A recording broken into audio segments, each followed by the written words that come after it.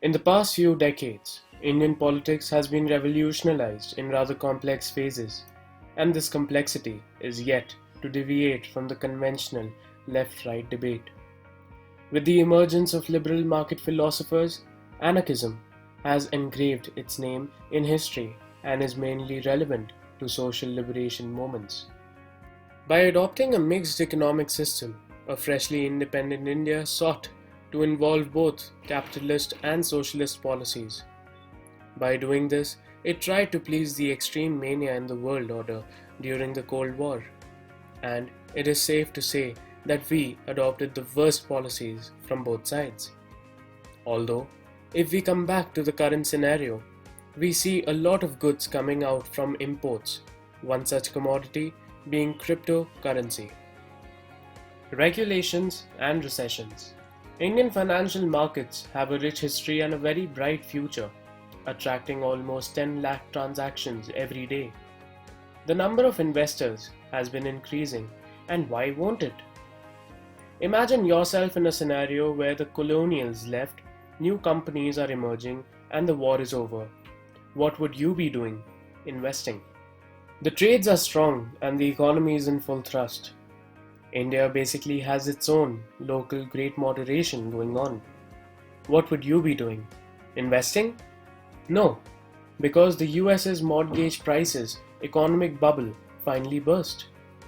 The 2008 mortgage crisis hit the world's markets globally, and it took 2 years to cure Wall Street with the use of constant income injections. What worse than this can happen? More robust regulations?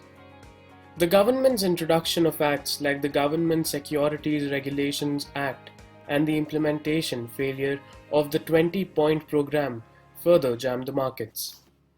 Indians were now also recognizing that statutes like the Competition Act 2002 were not keeping up with the pace of the corporate growth. With all the regulations India imposed, it took her almost 5 years to stabilize the situation until a fed up population elected a new government which worsened the entire scenario. But somewhere in the middle of all of this, Satoshi Nakamoto devised the first blockchain database and in 2009 gave birth to Bitcoin, one of the most famous cryptocurrencies, which gained popularity among youth investors who were not willing to trust the market after the crash. This gave Bitcoin a boost and made it boom with time. Bitcoin comes to India. Surfing on the back of its wave of popularity between 2012 and 2017, several cryptic exchanges such as Zeppay and WazirX started operating in India. In India, RBI saw Bitcoin as an untrustworthy source and issued a cautionary guideline to stop sale and purchases in cryptocurrency. But market had already taken pace for good, and the cryptic wave was warmly welcomed in India by miners and traders. Today, India has a huge number of traders in Bitcoin, Ripple, and whatnot. Akshay Haldipur, a cryptic analyst, has almost 77 bitcoins, with one bitcoin costing almost 7 to 9 lakh rupees. He is a Bitcoin crorepati. India also saw the emergence of its own cryptocurrency by the name of Luxby coin, along with the rumors of Geocoin, which was all the result of a virtual trading solidarity. But the question is, for how long can this sustain in India, where the authority wants to hunt it all down? Rift between the rightists.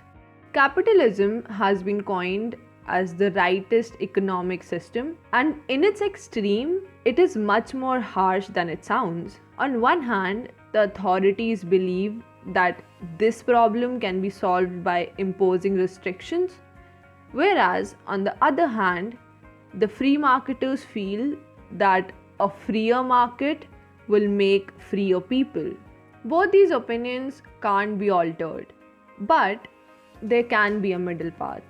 If the authorities understand the need for removal of unnecessary bans and regulations, or if they take part in more privatization initiatives like that of Air India, then this difference can be contracted, as India never had complete free market opinions.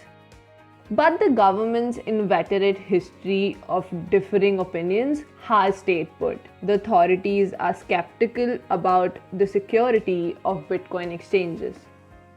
A heist was just made last month in India of about 336 bitcoins, amounting to rupees 23 plus crores. Worse than all, Bitcoin can be used in the dark web to buy drugs as well.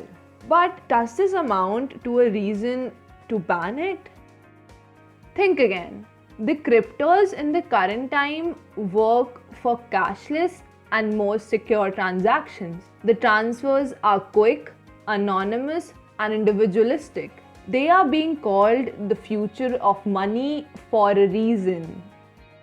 Personalities like Musk and Gates have understood the importance of bitcoins and also about regulating them rather than restricting them completely. The conservatives, who have a trend of not adapting to change, will face the world changing, and India will yet again be left behind in its bureaucracy.